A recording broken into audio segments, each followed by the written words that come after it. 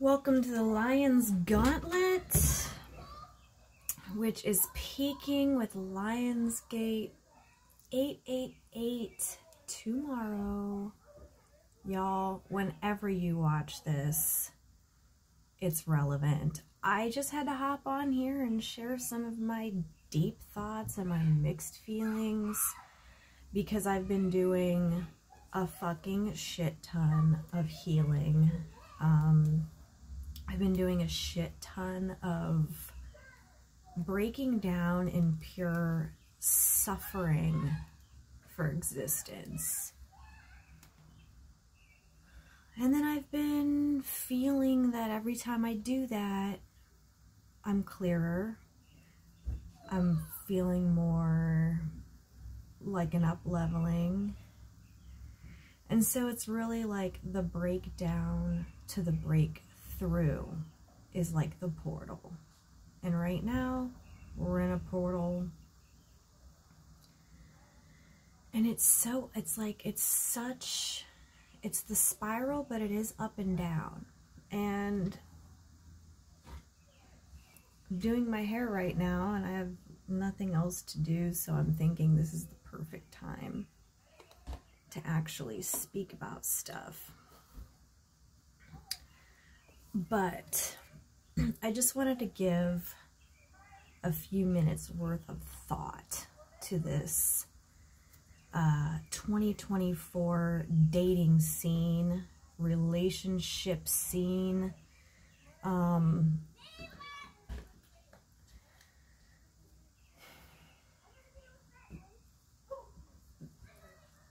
I have so many feelings. I have so many like lessons that I've had to learn along the way. So I'm just hoping that some of this wisdom can help someone so that they're not, out here just getting hurt loop after loop. You have to see a person as an experience. I see people as an experience, and if it's a good experience, then the manifesting is working, right? If it's not, you have to use it as a mirror to really take notice of more detail. And sometimes it's great to focus on the main, bigger picture. But as we are spending hours, minutes, seconds alongside another individual, there's a certain amount of awareness and safety and connection that must be felt in the body. Not just the mind, not just the heart.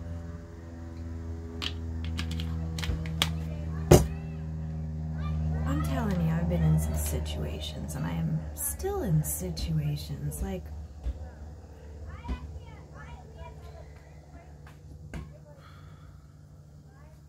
I've become very understanding of my own need for space.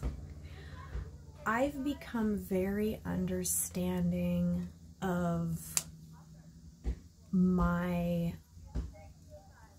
tolerance for anything. And I also really understand what I want and need from anyone I'm around. Whether that be friendship, family members trying to get together, or romantic situations.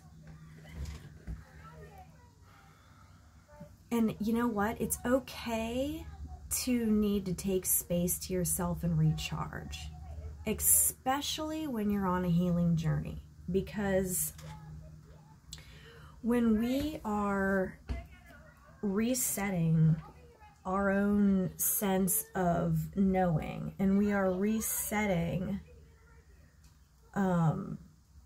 what it is that we expect to be experiencing and how we want to really be treated.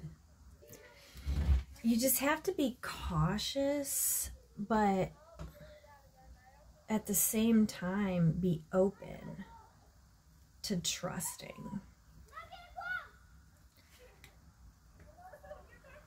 And I mean trusting yourself. I'm not saying giving trust blindly to just somebody who's off the Tinder or the Bumble, whatnot. Don't mind me here. But let's talk about time being spent with a person being quality time. Because for me, that's the #1 importance. And I think for a lot of people, mainstream type people, there's a lot of commotion on today. It's a nice sunny day, good times out, but yeah, you're going to be hearing maybe some stuff. What was I saying? Okay, for a lot of people, they want that everyday type thing, and that has never really been something I've ever been successful at.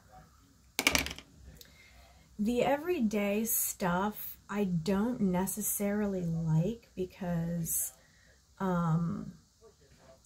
it's almost like, at what point are you like forgetting yourself? And I think that's where BPD sufferers such as myself, there's only like two options. It's like when you're with a partner and you get that deep, really close attachment to them, you really never want them to leave. And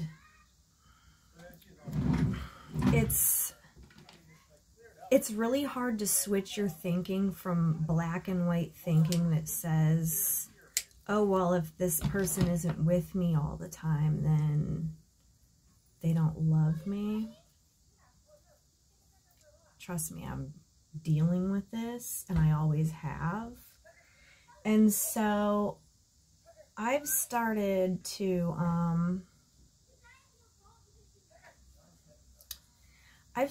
really just think that the more time you're by yourself and you know what you need for self-care, is if those people that maybe you're, having a thing with aren't capable of the self-care, you have to actually limit that time with them. Like, you can't be with them all the time. And I know that may come, like, some people are like, oh, well, yeah. But for some of us who have, like, dealt with enmeshment and trying to unravel the complexities of enmeshment, when you didn't even know what that was, and you're like, oh, okay, it takes a lot of time to unravel. If you're unaware of this, that's why I'm thinking, if I'm speaking about this, I can save you guys some loops. It's almost like after every encounter that you have when you're manifesting, I mean, this could be like the workplace, or like your dating life, or just your own glow up, your own like workout goals. It's like you have to give yourself your little time cycles, you know. You have to give yourself your own sunrises and sunsets and afternoons, and to know like, all right, I have, because I've taken good care of myself, because I've dedicated that time to getting my hair on, I've taken a proper shower, I have eaten a proper meal, the house is fine, everything's good with children, I've done my skincare routine, my pets are fed, the laundry is in the dryer, you know, there's a whole long like list of things. And then party time, social time, or your career time, or your workout time, you know, whatever your personal goal is. And so when I get into mine is, you know, I'm partying, socializing, looking for dating life. I'm looking for relationships. That's what this is pretty much about for me, but you can really apply it to anything. You go ahead and you have that time. But then there's rest. And the thing is, some people are amazing to have in your life for certain times. And maybe that's okay. Maybe that's why people choose to be polyamorous. Because I live, you know, everybody lives on their own cycle. 28-day cycle, females, you know? And I'm noticing that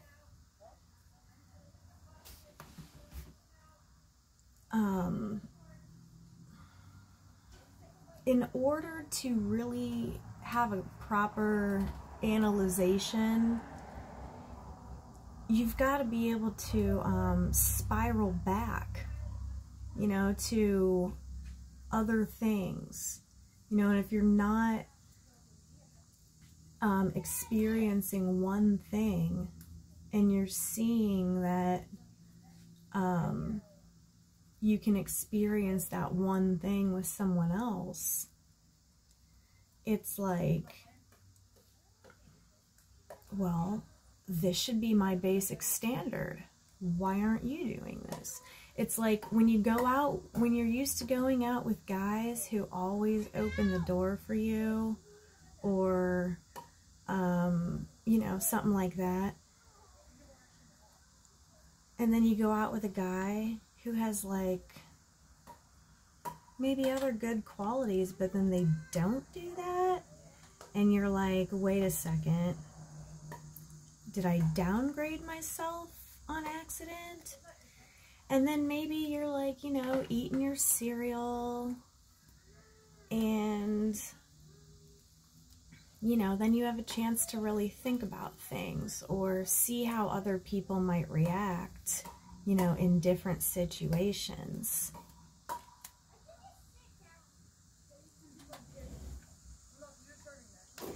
That's what I've been noticing. And then it's really like held me accountable for the standard I'm going to allow for myself.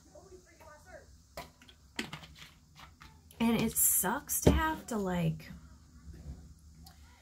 stand your ground with people, family, relationships, friends. This goes for anybody, and it's really been coming up heavily for me these past 3 days. Not only with relationships, situationships, but also long lost family members.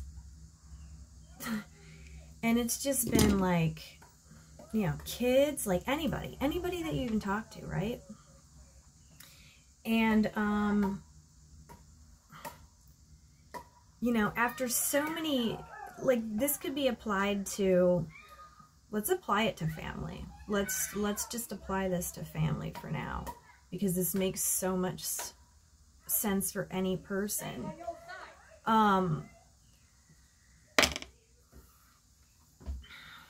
Say you're born into a toxic family environment, and like you leave that toxic family environment, and it's been years. So like you've finally gotten through a lot of healing and how you want to be, who you yourself want to be, and how you choose to conduct yourself, how you choose to live your life. For me, I choose to live my life peaceful, fun, healing, evolving, you know, and you maybe just had to leave that toxic family environment of that group and how they operate, and you've had to limit your contact with them for a long number of years, to the point where maybe from the ages of like 1 to 15 or 16, or like 1 to 18, that was your whole life. That's all you knew. But because of the distance, and because you've found your own way of living that suits you better, and you don't want to engage with the patterns of dysfunction that they just seem to not even see that they're in, because you've found that, you know, not everyone lives in dysfunction. A lot do, and a lot of groups of families do. And the crazy thing is like, a lot of the time, they're like, and not to have a spiritual ego or anything, but a lot of the time they are just so like low level, like repeat, like, and you're like, dude, why are you repeating? Like,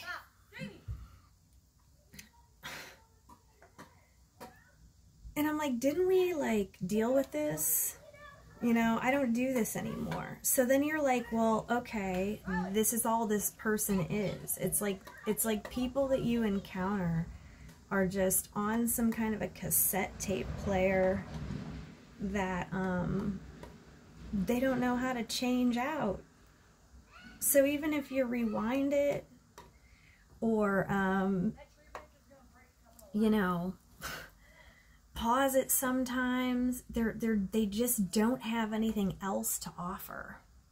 And like, you can't change the tape. You know, that's their brain, that's their function in life.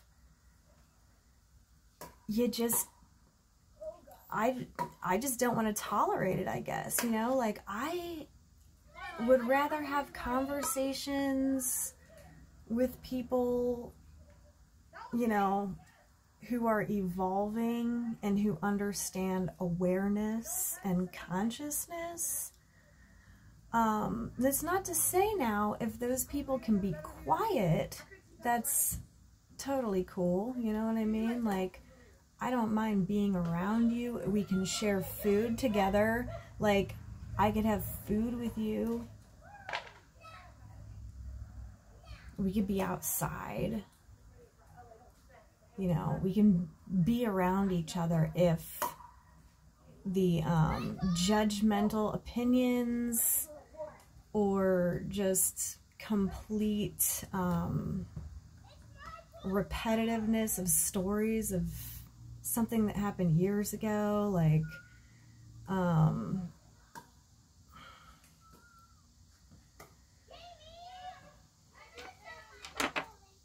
you know,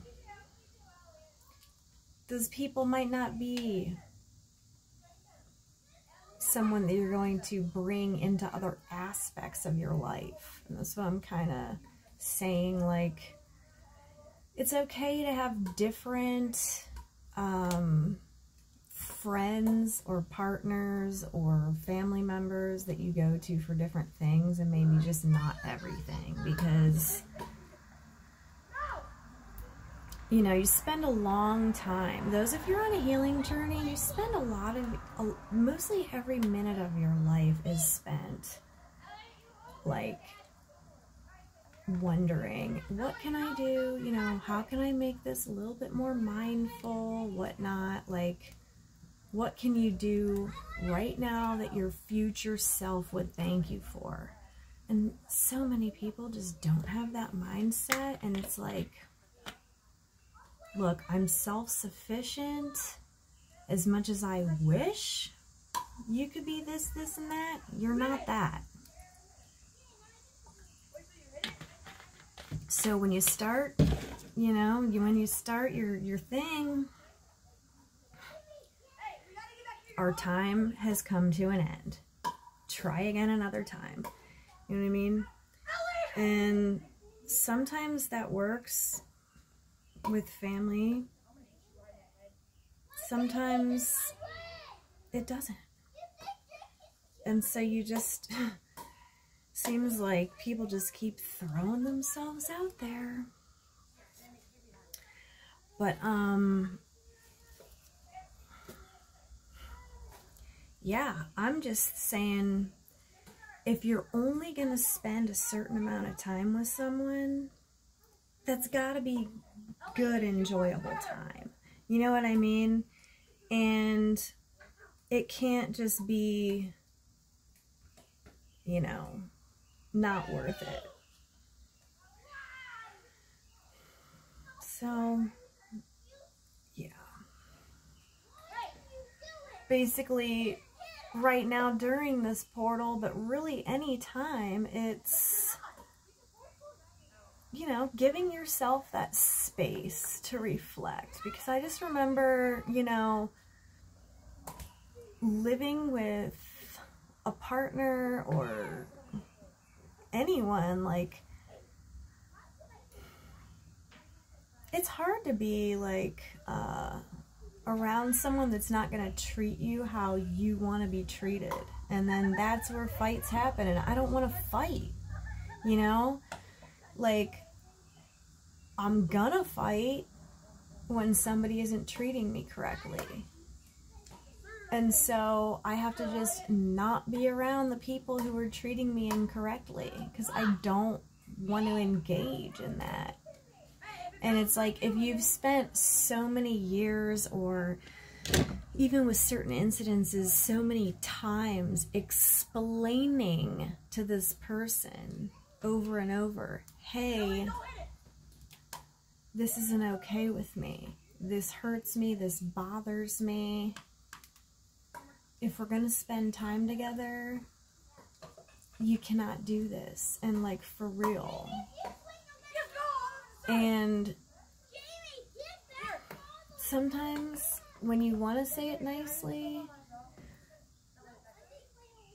they have the audacity to argue back.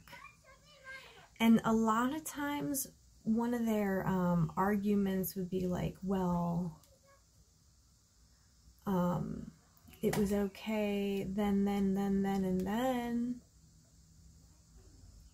Because, yeah, maybe in your past, you were afraid to speak up against something you didn't like.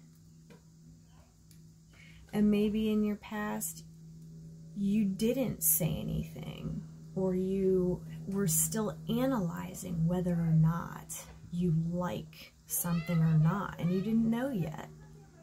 But the thing is, when you do bring it up and you do tell someone that, hey, I don't want you to do this behavior to me, or speak to me like this, or call me this name, or, you know, anything. And employers, hey, I know what I'm worth. If you're not going to pay me what I'm worth, I'm not going to work for you here anymore. You know, it's, when they just can't listen or care or adjust, then you just get to the point where you don't really want to spend any time with them anymore. And then you're like, damn, I feel lonely. It would have been really nice to hang out with so-and-so because you remember, you know, maybe you did have a nice picnic with them. All my references go back to food, I guess, because I'm a Taurus. I like to eat. But, you know, you had a nice picnic with someone, but then when you were moving on to another activity, like maybe you brought them to your house and they were like rude about something, or, you know, somebody doesn't respect you, you know, in your house, or treat you a certain way, and you've already brought it up and said, hey, I'm not willing to tolerate this. I've had to deal with this with people with cigarettes, and I'm like, look, you cannot be smoking on my property. I don't like it, my kids don't like it, you know, I don't want to smell it. And it's, oh, people will actually fight you. Well, what the fuck? You used to smoke. Yeah, I did. I used to smoke. And even when I did smoke, I did not want to smell somebody else's secondhand smoke. So, it always ended up happening to where if you spend too much time with someone, eventually they're going to want to smoke. And if they know you don't like it, and you've asked them and actually told them, like, let's say maybe 3 times. I say I stick kind of to the 3-time rule. I think that's fair when it's something little, or just something, when there's something that you judge that can be adjustable. I feel like maybe 3 times is kind of like, you know, trying to show grace to someone, right? But listen, you say this a couple times. Oh, sometimes it's such a habit, they're not even thinking anything, and they're just like, you know, put it in there. Hey, don't you remember? I can't be around that. You can't have that here. This is my driveway, so no. Or, you know, if they're in the car with you and they're offering to take you somewhere that's maybe a little far, and it's like, well, are you going to be able to be without cigarettes? Because I'm not going to control you. Like, you can go on this road trip. You know, that's what I'm saying. I never, like, get mad at people. You know, when they're doing their own thing and they're keeping their own distance, because I know I keep my distance to do the things I need to do. So, you know, that's not smoking cigarettes for me, but, you know, maybe that's meditating. You know, I can't just, like, sit there and meditate while somebody else is doing something else. You know what I'm saying? So it's like, I wouldn't be at somebody else's, like, thing if I needed something and they're not offering me that, then I'm out. You know what I mean? And this goes a lot with hanging out. It's like, listen, if you're going to be somewhere for a while and it's like at some point I got to attend to my needs. If my needs are not being met, I'm leaving. Like, and, you know, maybe you really like this person who smoked, but it doesn't matter. And, like, that's the thing, like, liking someone will have you putting up with so much bullshit for so long. And I was stuck in that loop for so long because I was so in love. Well, I wouldn't even call it love. I was so like attached and enmeshed with a guy that I would like, you know, that I would just like put up with shit that I shouldn't.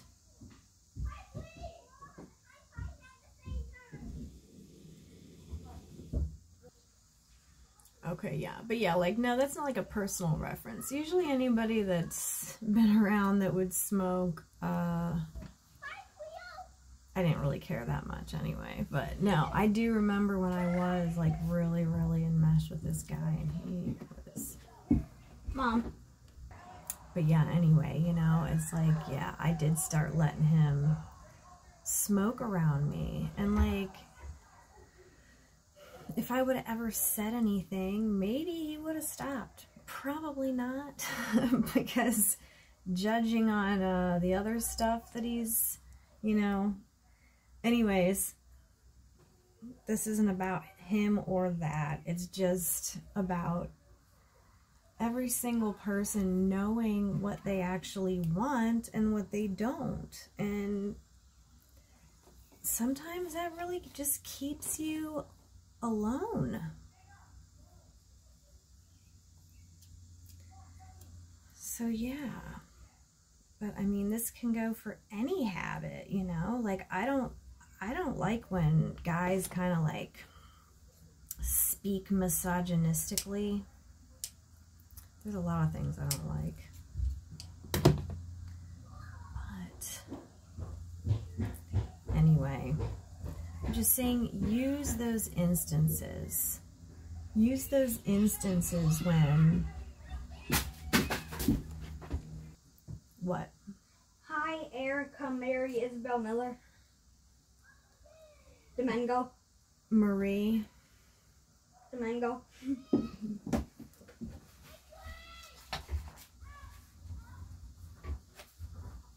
I found a picture of you when you were younger.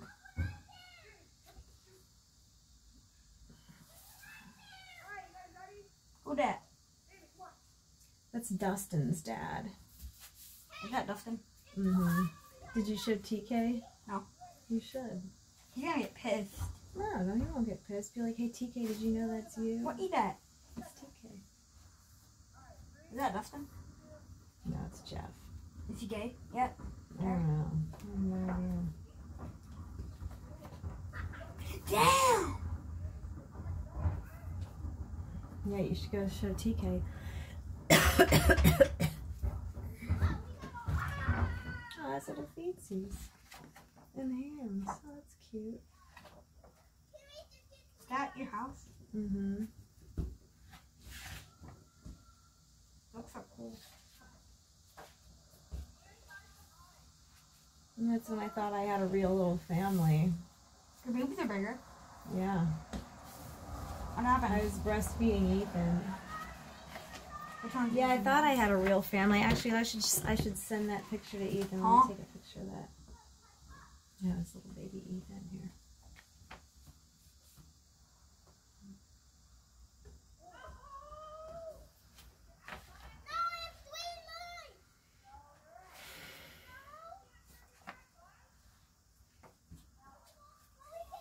I have a question. Where'd that picture go? That one.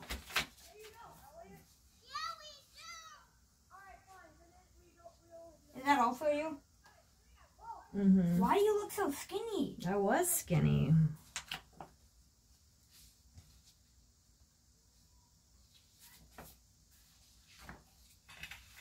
Hey, where'd that picture go?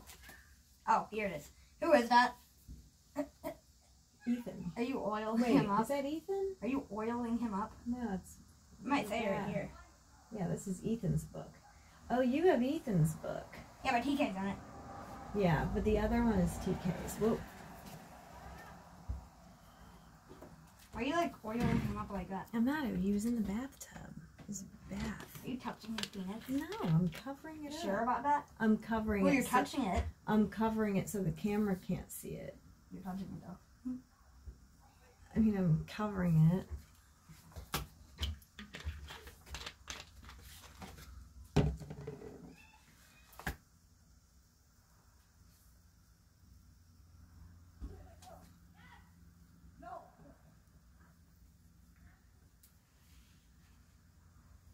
old is Ethan?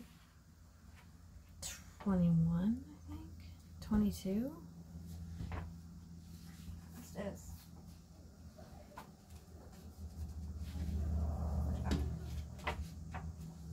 What's that? Umbilical Yo, cord. you kept it! Who's that? If that's Ethan's, and then it's all Ethan's.